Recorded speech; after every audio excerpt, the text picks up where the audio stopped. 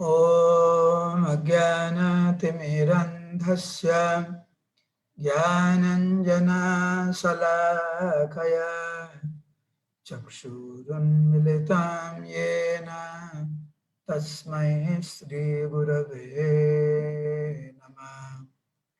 नमः ॐ विष्णुपदाय कृष्णपृष्ठाय भूतले श्रीमते भक्तिवेदांत स्वामिनिति नामिने। नमस्ते सारस्वती देवे गौरवाणी प्रचारिणे निर्विशेष शून्यवादी पाश्चात्यदेशतारिणे श्रीचैतन्यमनोभीष्टं स्थापितं येन भूतले स्वयं रूप कदा मह्यं ददाति स्वपदान्तिकं।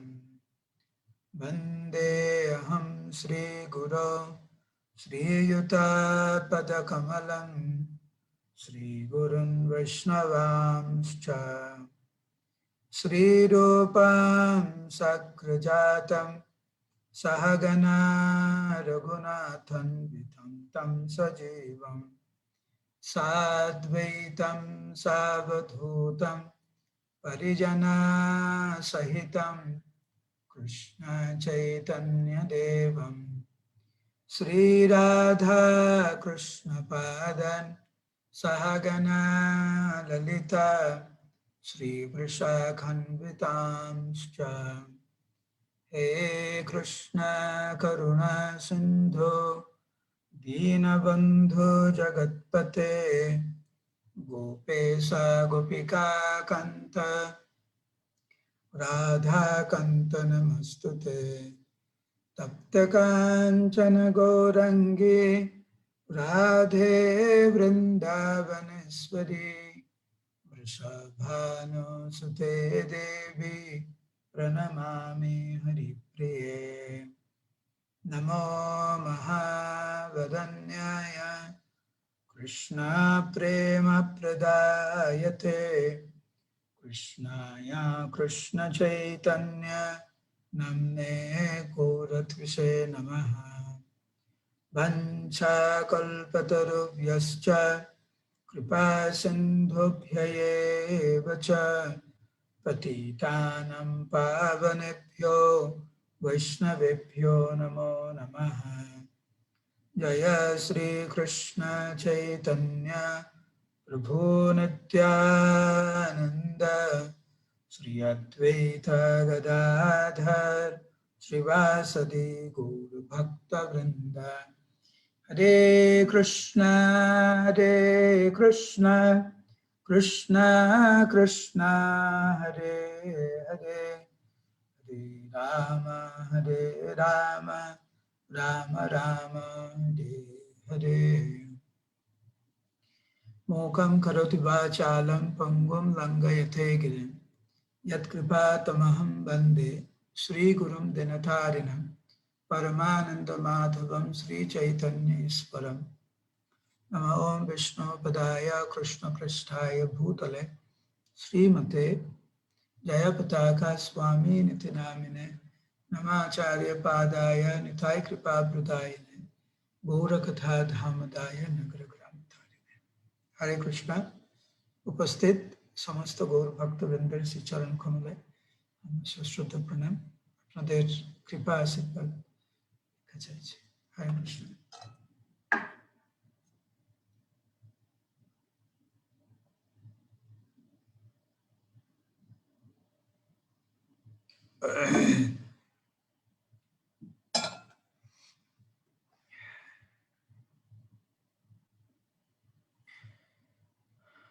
ভগবানের ভক্ত যত শ্রীবাস প্রধান।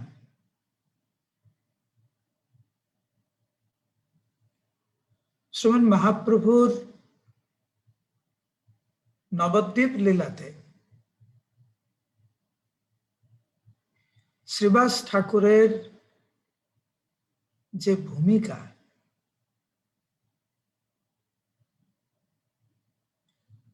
তা অত্যন্ত মহিমান্বিত। শ্রীবাস ঠাকুর সমস্ত গৌড়ীয় বৈষ্ণবদের কাছে এক দৃষ্টান্ত। কিভাবে একজন গৃহস্থ ভক্ত পূর্ণরূপে শ্রীমন মহাপ্রভুর চরণ কমলে আত্মসমর্পণ করা উচিত। মানস দেহ গেহ যো কিছু মোর, ওর পিল তুয়া পদে নন্দ কিশোর। ভক্তিবিনোদ ঠাকুরের এই যে বর্ণনা, আত্মনিবেদনের পূর্ণ বর্ণনা, তার জ্বলন্ত দৃষ্টান্ত হচ্ছেন শ্রীবাস ঠাকুর। কারণ শ্রীবাস ঠাকুর কেবলমাত্র মহাপ্রভুর সেবায় আত্মহারা।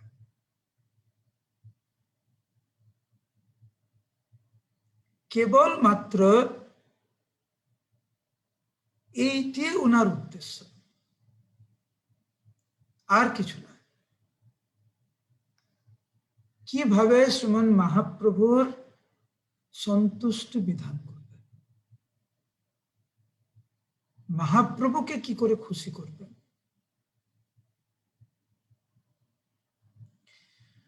অনেক সময়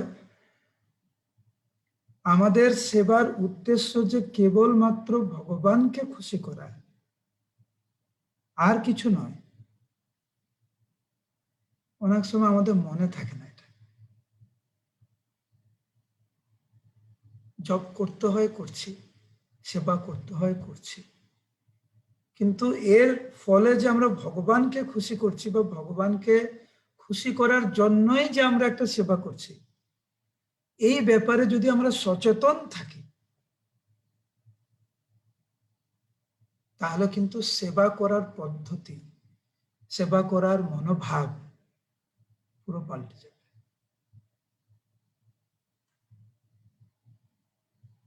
ঠিক যেমন নদিয়ার ব্রজনারীরা কেবলমাত্র ছোট নিমাইকে আনন্দ প্রদান করার জন্য, মুখে হাসি ফোটানোর জন্য হরিনাম করছিলেন, ভগবানকে খুশি করার জন্য। আর ভগবান যখন খুশি হবেন, তখন আপনা আপনি আমরা খুশি হব। আলাদা করে কোনো উপায় বের করানোর দরকার নেই।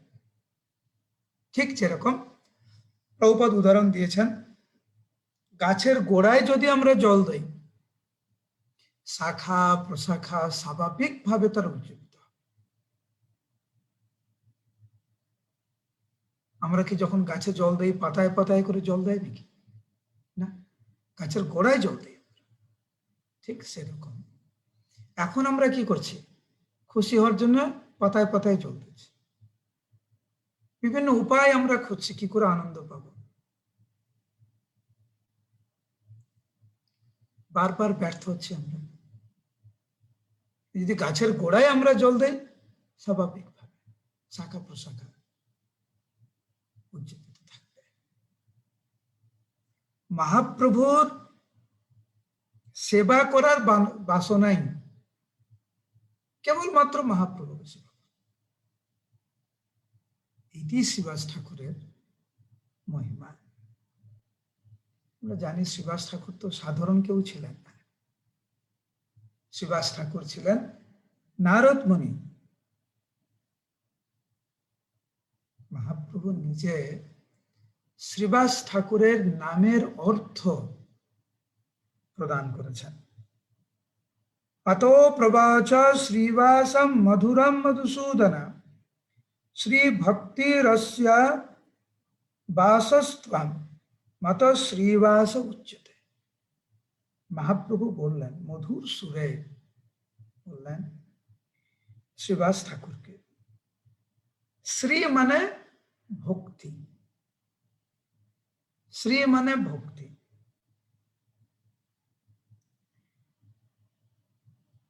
তুমি হচ্ছ ভক্তির আবাস গৃহ,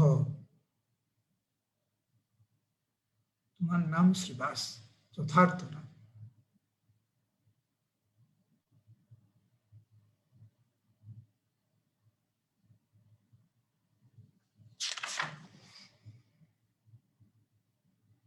শ্রীবাস ঠাকুর তো শ্রীহট্টে আবির্ভূত হলেন। পরবর্তী সময় ওনারা নবদ্বীপে আসেন, আর শ্রীহট্টবাসীরা সব একসাথে বসবাস করতে লাগলেন। জগন্নাথ মিশ্র, অদ্বৈত গোসাই, শ্রীবাস ঠাকুর সব এক জায়গায়, মুরারি গুপ্ত প্রভু সব এক জায়গায় বসবাস করতে লাগলেন। সেখানে খুব সুন্দর বর্ণনা কিভাবে যখন শ্রীবাস ঠাকুর যখন আসলেন নদিয়াতে নবদ্বীপে, আর অদ্বৈত গোসাই ওনার তো দুটি স্থান ছিল, একটি মায়াপুরে, একটি শান্তিপুরে।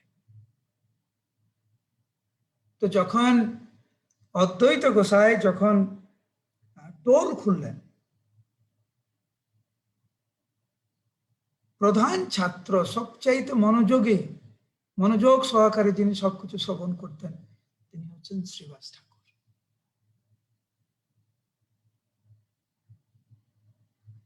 প্রকৃতপক্ষে শ্রীবাস ঠাকুর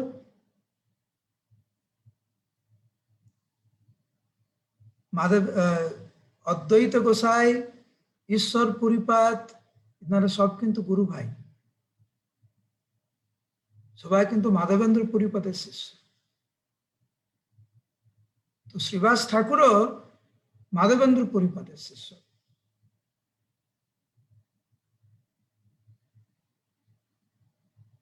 মহাপ্রভুর আবির্ভাবের অনেক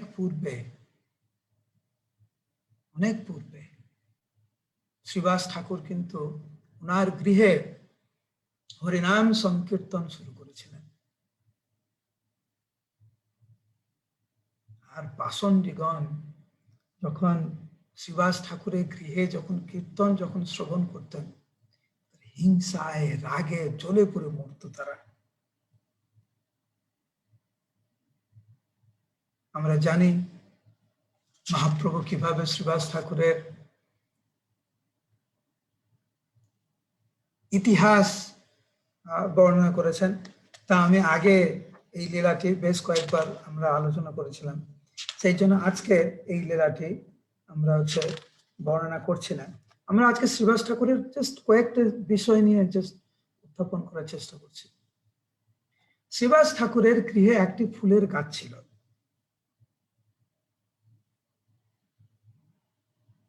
ওইরকম ফুলের গাছ যদি আমরা পেতাম তাহলে সবাই খুব খুশি হতো। শ্রীবাস ঠাকুরের গৃহে একটা আম গাছও ছিল, যা সারা বছর আম দিত। ওর একটা আম কেউ যদি পেত, একটা আম কেউ যদি গ্রহণ করে, একদম পূর্ণরূপে তৃপ্ত।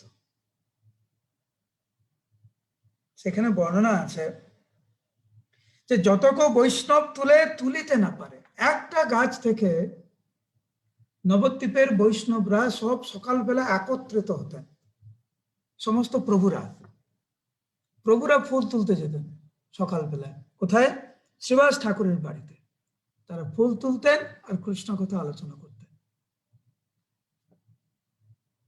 যতক বৈষ্ণব তুলিতে না পারে, অক্ষয় অব্যয় পুষ্প সর্বক্ষণ ধরে। সব সময় ফুলে পরিপূর্ণ, ফুল তুলে শেষ করা যেত না শ্রীবাস ঠাকুরের গৃহে।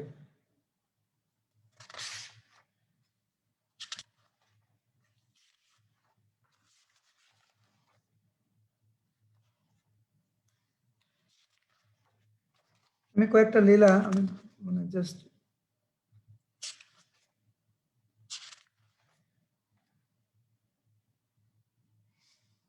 একবার শ্রীমান মহাপ্রভু, আপনারা জানেন যে যখন মহাপ্রভু যখন গয়া থেকে ফিরে আসেন, তখন প্রথমে উনি সংকীর্তন কোথায় শুরু করেছিলেন?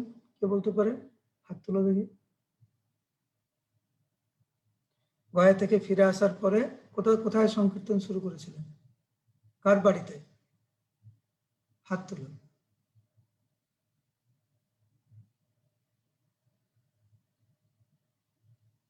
কেউ হাত তুলছে না? আচ্ছা,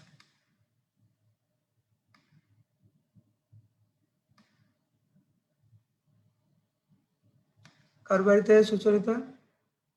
ও কোথায় গেল তোমার হাতটা?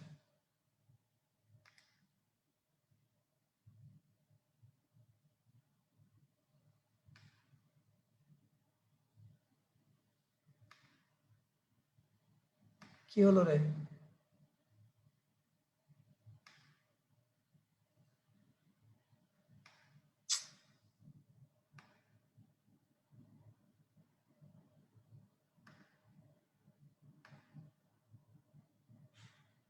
সুচরিতা কোথায়? হরে কৃষ্ণ বাবা, প্রণাম। বাবা শুক্লাম্বর ব্রহ্মচারী।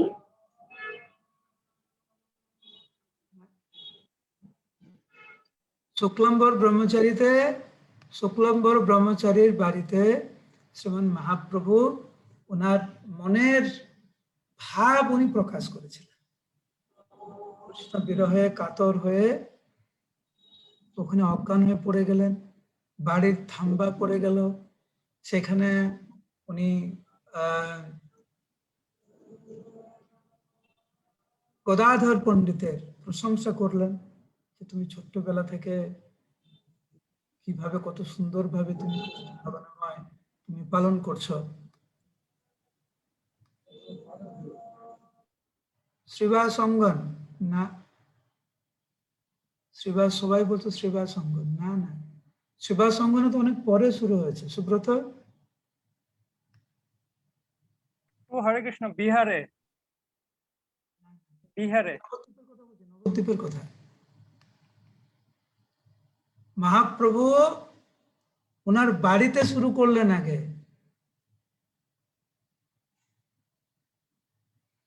শুক্লাম্বর ব্রহ্মচারীর আশ্রমে ওনার ভাব প্রকাশ করেছেন, কিন্তু সবাইকে নিয়ে, সমস্ত ছাত্রদেরকে নিয়ে পরে ভক্তগণ যোগদান করলেন।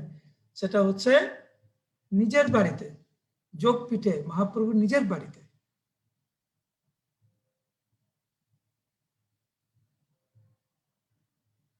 এরপরে মহাপ্রভু একদিন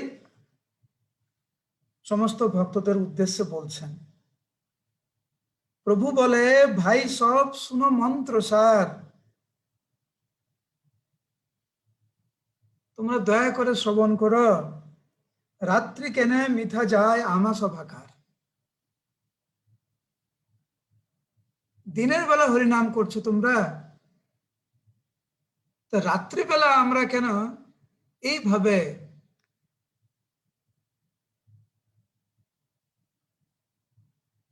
মিথ্যা চায়? রাত্রের সময়টাকে আমরা কেন সৎ ব্যবহার করবো না, কেন আমরা অপচয় করব? সেই জন্য আজি হইতে নির্বন্ধিত করহ সকল, নিশাই করিব সবে কীর্তন মঙ্গল। আজ থেকে আমরা সারা রাত ব্যাপী আমরা কীর্তন শুরু করব।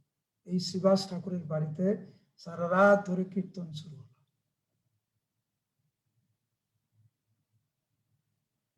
সংকীর্তন করিয়া সকল ভক্ত শোনে, ভক্তি স্বরূপিণী গঙ্গা করিব মজ্জনে। সারা রাত কীর্তন করে আমরা সকালবেলা, ভোরবেলা আমরা হচ্ছে গঙ্গাতে স্নান করতে যাব। জগৎ উদ্ধার হও শুনি কৃষ্ণ নাম। কৃষ্ণ নাম শ্রবণ করে সবাই উদ্ধার হোক। তো মহাপ্রভুর নদিয়া লীলাতে একটা অদ্ভুত জিনিস দেখা যায়, কিন্তু পরের শেষ কয়েক বছরের নদিয়া লীলায় সেখানে মহাপ্রভুর সকালের বর্ণনায় উনি হরিনাম করছেন। হরিনাম মানে এই যে প্রাত ভ্রমণে ভক্তদের নিয়ে সংকীর্তন করছেন, বিকেলবেলা সংকীর্তন করছেন, রাত্রে সারা রাত ব্যাপী শ্রীবাস ঠাকুরের বাড়িতে কীর্তন। ঘুমাচ্ছে কখন? মহাপ্রভুর বর্ণনা এরকম পাওয়া যায় না। মহাপ্রভু দিনের বেলা 5-6 ঘন্টা ঘুমিয়ে নিচ্ছে কারণ রাত্রিবেলা জেগেছিল বলে, এরকম কোনো বর্ণনা পাওয়া যায় না। মহাপ্রভুর বর্ণনা পাওয়া যায় না, না বর্ণনা পাওয়া যায় কোনো পার্শ্বদের।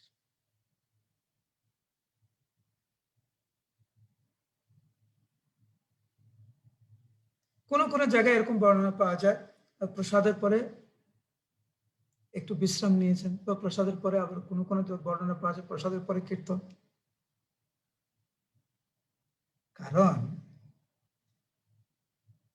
জগৎ উদ্ধার হও শুনি কৃষ্ণ নাম। মহাপ্রভু এসেছিলেন এখানে বিশ্রাম নিতে না, মহাপ্রভুর পার্শ্বদগণ এসেছিলেন এখানে বিশ্রাম নিতে না, জগৎবাসীকে উদ্ধার করার জন্য।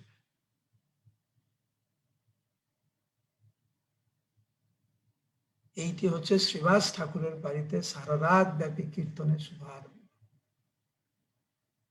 যেটাকে বলা হয়, যে স্থানকে বলা হয় বৃন্দাবনের রাসস্থলী।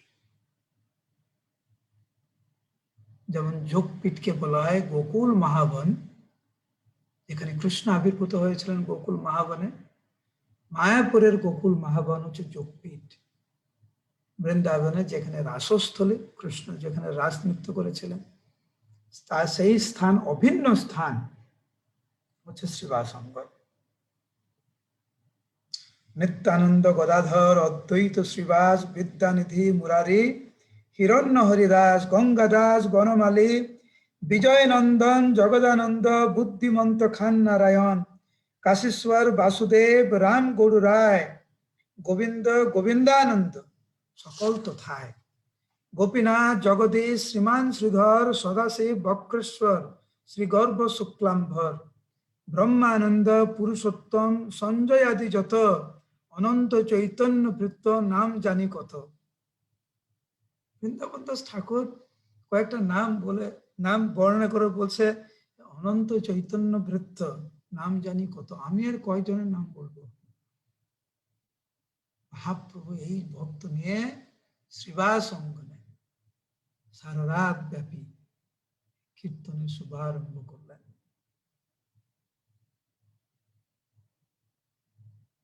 মনে আছে মহাপ্রভুর পূর্বে যখন শ্রীবাস ঠাকুর যখন কীর্তন শুরু করেছিলেন, পাষণ্ডীরা কালমন্দ করছিল।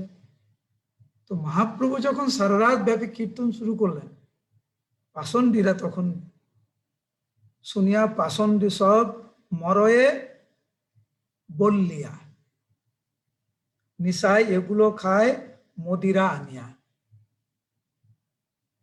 এই রাত্রিবেলা সব পাগলের দল, নিমাই পণ্ডিতের কি যে হলো, সর্বশ্রেষ্ঠতম পণ্ডিত আজ পাগলের দলে। সারা রাত নিশ্চয় এরা বিভিন্ন বিভিন্ন ধরনের মদ মানে চিনো, হ্যাঁ, লিকার, সেই সারা ধরে বিভিন্ন ধরনের মদ এনে নিশ্চয় ওরা ওখানে খায়, উল্টো পাল্টা কাজকর্ম করে। এরা নিমাই পণ্ডিত এদের দলে ঢুকে গেল। এরা তো এতদিন ধরে করছে, নিমাই পণ্ডিত ঢুকে গেল। এইটা তাদের বিশ্বাস হচ্ছে, মেনে নিতে পারছে না। কারণ ওরাও জানে একজনই পারে বিপ্লব নিয়ে আসতে, হরিনামের মাধ্যমে সবাইকে পরিবর্তন করতে, সবাইকে একত্রিত করতে, এক সূত্রে সবাইকে গাঁথতে পারেন শ্রীমান মহাপ্রভু এই হরিনামের মাধ্যম দিয়ে।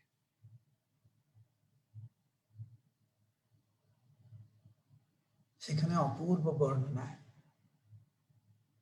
ভক্তদের সাথে শ্রীবাস অঙ্গনে মহাপ্রভু এমন ভাবে নৃত্য গীত করতেন।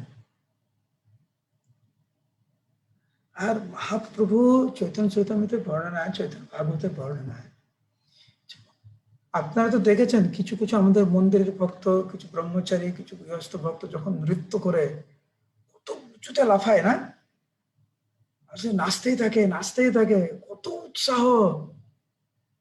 চিন্তা করুন, মহাপ্রভু যখন কৃষ্ণপ্রেমী পাগল হয়ে যখন নৃত্য করতেন,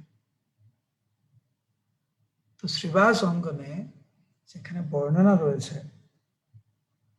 যে মহাপ্রভু যখন অনেক উঁচুতে লাফ দিয়ে একদম মাটিতে আছড়ে পড়তেন, মনে হতো পৃথিবী যেন খণ্ড বিখণ্ড হয়ে যাবে, এত জোরে জোরে পড়তেন। আর সমস্ত ভক্তরা হে কৃষ্ণ রক্ষা করো, রক্ষা করো। আর সচিমা এবং বিষ্ণুপ্রিয়া দেবী ওনারা কিন্তু যেতেন শ্রীবাস অঙ্গনে মহাপ্রভুর এই নৃত্য কীর্তন দর্শন করতে।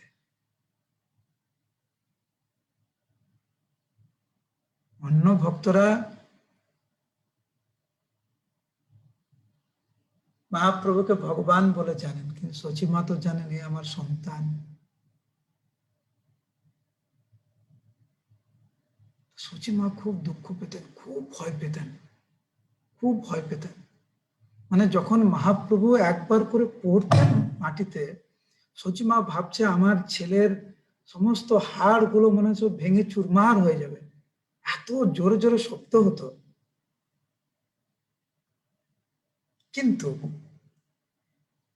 মহাপ্রভু যখন পড়তেন মাটিতে এইভাবে, মহাপ্রভুর সুকোমল শ্রীঅঙ্গে আঘাতের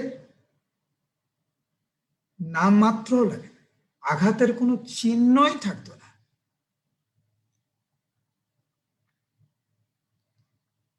কেন? কারণ মহাপ্রভু যেখানে যেখানেই পড়তেন, পৃথিবী দেবী, ভূমি দেবী একদম মানে খুব নরম যে ফুলগুলো হয় না, ফুলের পাপড়ি একদম নরম হয়ে যেত, মাখনের মতো হয়ে যেত ওই জায়গায়। সেজন্য মহাপ্রভু অনেক জোরে করে পড়লেও মহাপ্রভু কোনো আঘাত লাগতো না। আরেকটু বর্ণনা আমি আগে বলেছিলাম, দেখি কার মনে আছে, কে বলতে পারে? কৃষ্ণকে নিয়ে এই একই বর্ণনা। এখানে মহাপ্রভু যখন মাটিতে যখন পড়ে যাচ্ছেন, অনেক উপরে লাফ দিয়ে মনে হচ্ছে একদম পৃথিবী খণ্ড বিখণ্ড হয়ে যাচ্ছে, কিন্তু মহাপ্রভুর গায়ে একটুও লাগছে না। কেন লাগছে না? কারণ পৃথিবী মাখনের মতো একদম ফুলের মতো নরম হয়ে যাচ্ছে। লোক না? হরে কৃষ্ণ বাবা, ওই বৃন্দাবনে যখন কৃষ্ণ গাভীদেরকে নিয়ে চড়াতে যেতেন খালি পায়ে, তখন ওই যে যেখানে পা দিতেন ভূমি দেবী একদম নরম থাকতো। এটা ভেরি গুড, থ্যাংক ইউ। এই প্রসঙ্গ কোথায় এসেছিল দেখি কে বলতে পারে? এটা যদি বলতে পারো তার মানে তোমাদের ভালোই অনেক কিছু তোমরা মনে রাখতে পারো। কোন প্রসঙ্গে এই বর্ণনাটা আসে দেখি কে বলতে পারে? তনুশ্রী বলতে পারবে কোন প্রসঙ্গে এই লীলা এসেছিল? বলো। গোপী গীতে গোপীরা যখন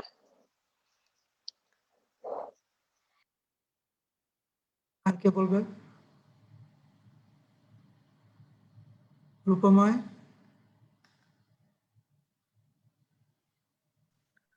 কালী ওকে যখন মারার পরে ওরা করছিল, পরে যখন দাবানল গ্রহণ করলো ওই সময়।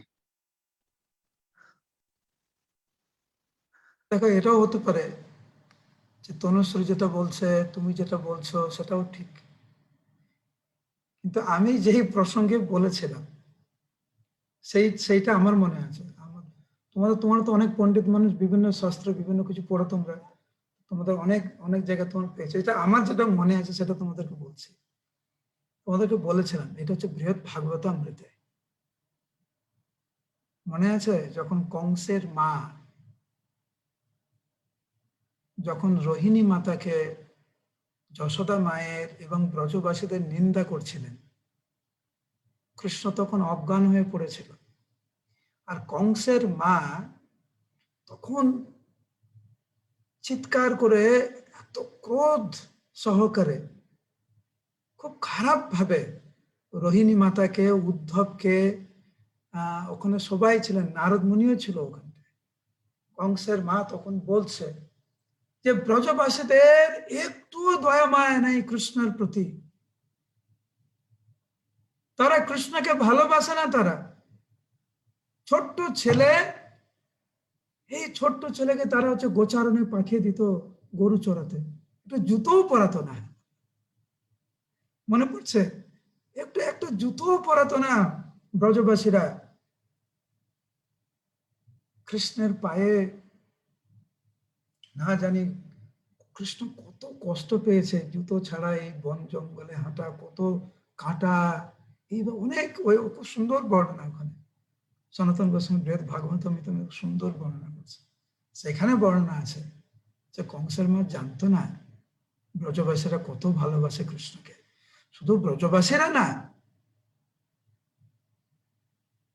বৃন্দাবনের প্রত্যেকটি প্রাণী কৃষ্ণকে তাদের নিজের জীবন থেকেও বেশি ভালোবাসতেন। আর বৃন্দাবনে কৃষ্ণের জুতো পরার কোনো প্রয়োজন ছিল না, কারণ বৃন্দাবনে কৃষ্ণ যেখানেই পদার্পণ করতেন সেখানেই মাখনের মতো নরম হয়ে যেত।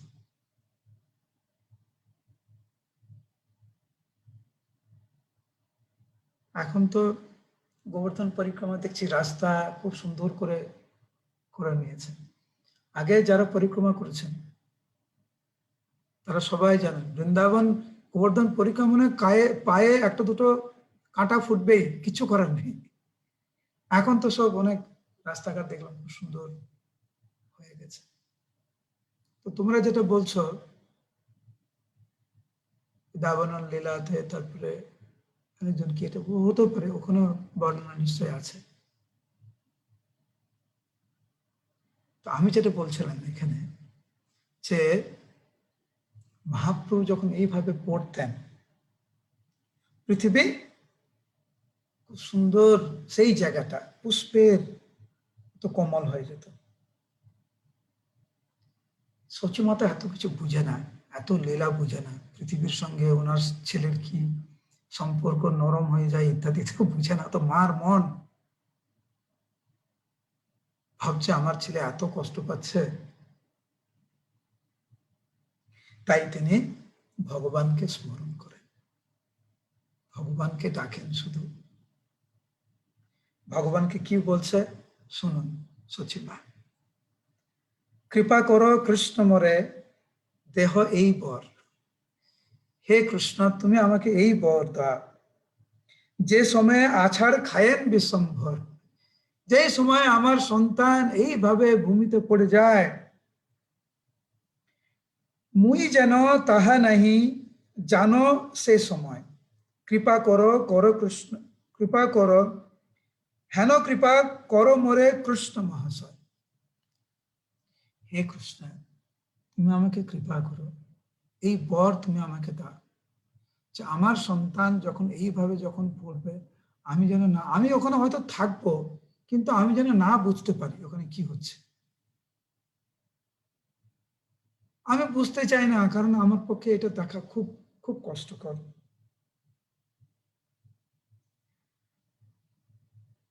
সেইখানে বর্ণনা রয়েছে চৈতন্য ভাগবতে যে মহাপ্রভু তো অন্তর্যামী, উনি মায়ের এই বর উনি শুনে সে বর ওনাকে দিয়েছিলেন। সেই জন্য উনি যখন ওখানে থাকতেন, সচিমা যখন ওখানে থাকতেন শিবাস অঙ্গনে, যতক্ষণ প্রভু করে হরি সংকীর্তন আইর না থাকে বাহ্য মাত্র ততক্ষণ। ওই মুহূর্তে যখন মহাপ্রভু উদণ্ড নৃত্য করতেন কৃষ্ণ প্রেমে পাগল হয়ে এবং মাটিতে ওইভাবে পড়ে যেতেন, সচিমায়ের কোনো বাহ্যজ্ঞান থাকতো না। কৃষ্ণ বিরহে কৃষ্ণ সংকীর্তনের মহা আনন্দে সচিমায়ের বাহ্যজ্ঞান থাকতো না।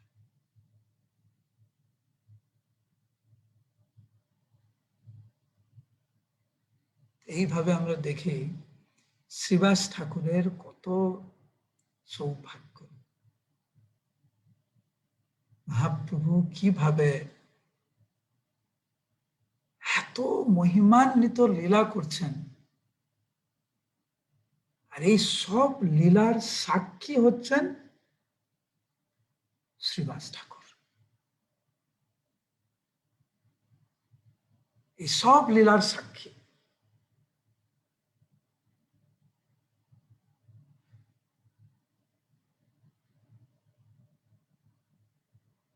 পরবর্তীতে মহাপ্রভু যখন সন্ন্যাস নিয়ে যখন চলে গেলেন, শ্রীবাস ঠাকুর নদিয়াতে থাকতে চাননি আর, কারণ ওনার পক্ষে এটা অসহ্য ছিল। আমি নদিয়াতে থাকবো, আমি সেই নদিয়াকে চিনি, সেই নবদ্বীপকে চিনি যেখানে মহাপ্রভু বিহার করেন।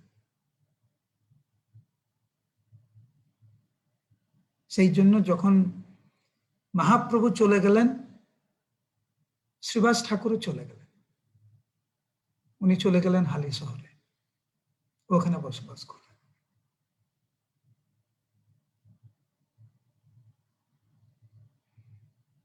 তো আগামীকালও আমরা শ্রীবাস ঠাকুর এরকম কিছু কিছু কয়েকটা বিষয় নিয়ে আমরা আগামীকালও আমরা আলোচনা করব। আপনারা তো জানেন মহাপ্রভু এই যে ভক্ত ভাব, নিজের আত্মপ্রকাশ শুরু করেছিলেন অদ্বৈত গোসাইয়ের আশীর্বাদে। যদিও এটা লীলা, মহাপ্রভু বলেছিলেন যে হে শ্রীবাস পণ্ডিত, আপনি চাইছেন আমি ভক্ত হব, আপনি যদি আমাকে আশীর্বাদ করেন নিশ্চিত রূপে আমি একদিন ভক্ত হব। আপনি চাইছেন, ভক্তের বাসনা, ভক্তের ইচ্ছা খুব প্রভাবশালী, খুব প্রভাবশালী।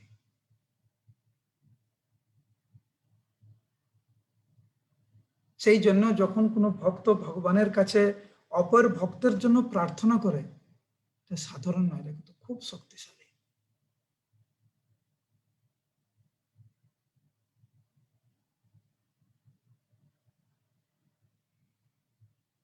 অলরাইট, হরে কৃষ্ণ।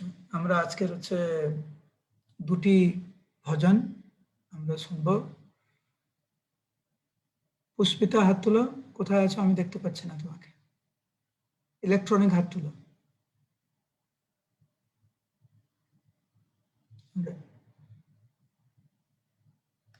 আনমিউট করো। বাবা, হরে কৃষ্ণ, আমার এখানে নেট প্রবলেম করছে একটু। কথাটা তো পরিষ্কার আসছে। পরিষ্কার আসছে? তুমি করো। তুমি তাহলে ভিডিওটা বন্ধ করে দাও। ভিডিও বন্ধ করে করো। ওকে, আমরা রেডি, তুমি শুরু করতে পারো।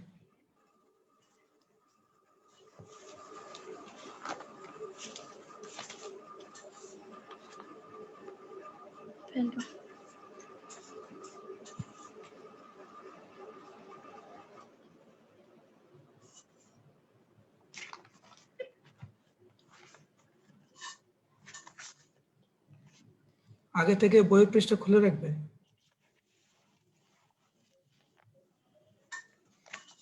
এখনো বুঝিনো প্রভু তোমারো চরণ, অশোক ভয়ামৃত পূর্ণ সর্বক্ষণ, এখনো বুঝিনো প্রভু তোমারো চরণ,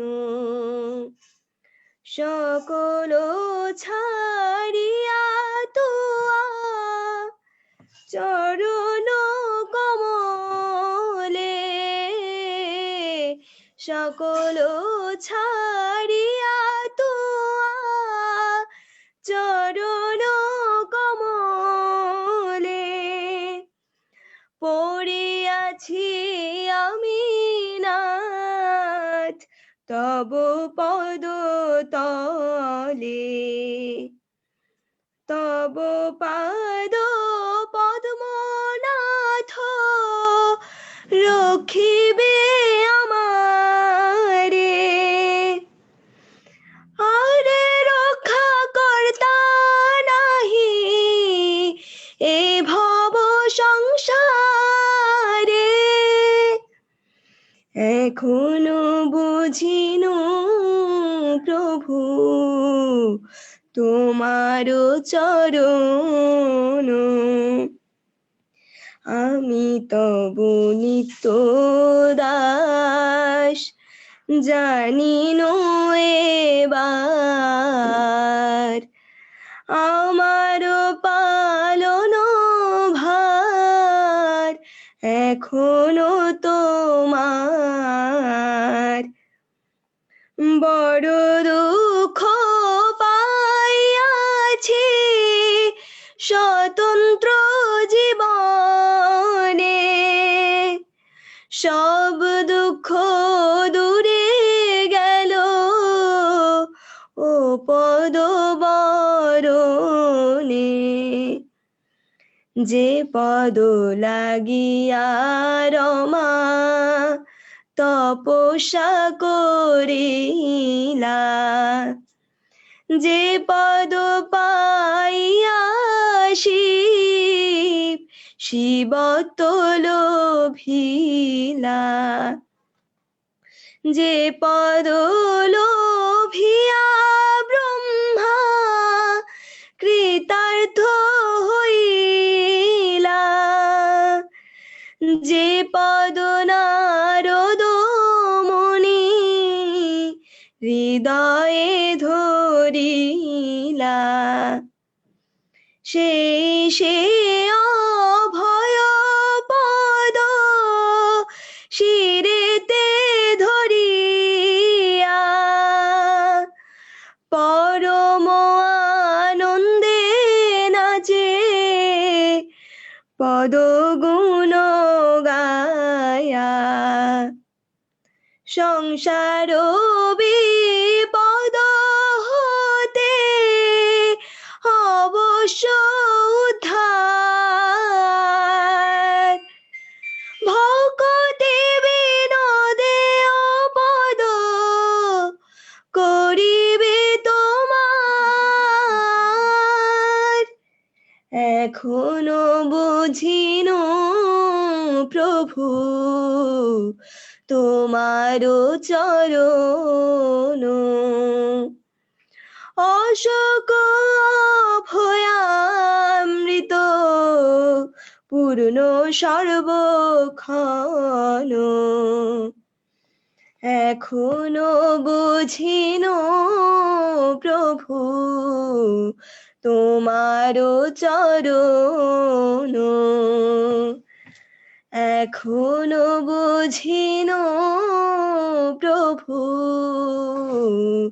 তোমার চরণ হরে কৃষ্ণ বাবা প্রণাম হরে কৃষ্ণ খুব সুন্দর very nice thank you Hare Krishna Snigdha ready okay unmute করো হরে কৃষ্ণ মাতাজি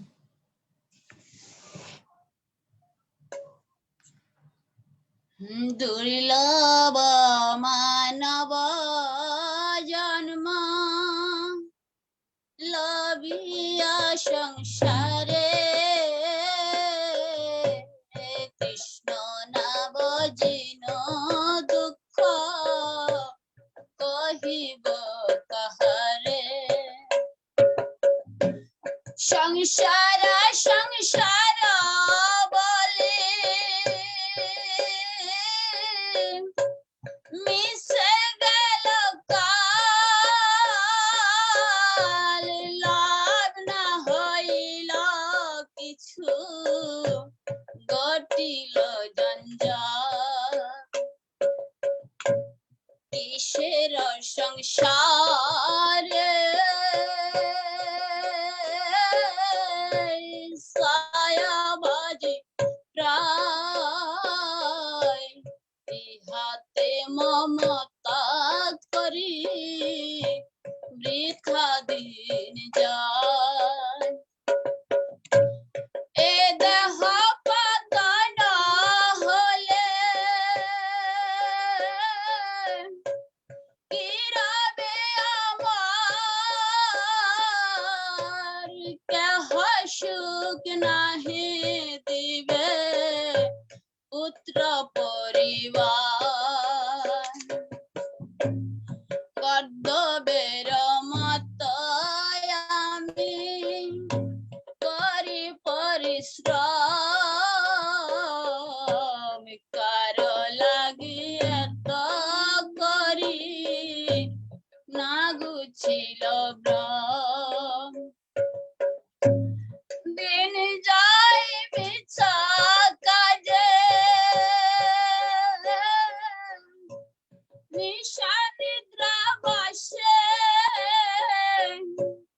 নাহি ভাবি মরণনি কটে আছে বসে ভালো মন্দ খাই হেরি চিন্তা পরি চিন্তাহীন নাহি জানি এই দেহ দিব কোন দিন দেহ দেহ কলাত্রাদি চিন্তায় বিরত জাগিছে হৃদয়ে মোর বুদ্ধি করি হত খাই খাই নাহি ভাবি অনিত্য এই সব জীবনে বিগতে কোথায় রহিবে বৈভব শ্মশানে শরীর মামা পরিয়া রহিবে বিহঙ্গ পতঙ্গ তাই বিহার করিবে কুকুর শৃগাল সব আনন্দিত হয়ে মহোৎসব করিবে মার দেহ লয়ে যে দেহের এই গতি তার অনুগত সংসার বৈভবয়ার বন্ধু জন যত অতএব মায়া মোহা সারি বুদ্ধিমান নিত্য তত্ত্ব কৃষ্ণ ভক্তি করুণা সন্ধান দুর্লভ মানব জন্ম লবিয়া সংসারে কৃষ্ণ না বজিন দুঃখ কহিব কাহারে। হরে কৃষ্ণ। হরে কৃষ্ণ। অনেক ধন্যবাদ মাতাজি, আপনি মৃদঙ্গ বাজিয়ে গাইলে ঠিকঠাক মনে হয়। হরে কৃষ্ণ, অনেক অনেক সুন্দর, অনেক ধন্যবাদ আপনাকে। অলরাইট, আমরা আজকের এখানেই ক্লাস সমাপ্ত করছি। আপনাদের সাথে আগামীকাল সকালবেলা জব ক্লাসে দেখা হবে আশা করি। ভালো থাকবেন, সুস্থ থাকবেন, শুভরাত্রি। হরে কৃষ্ণ।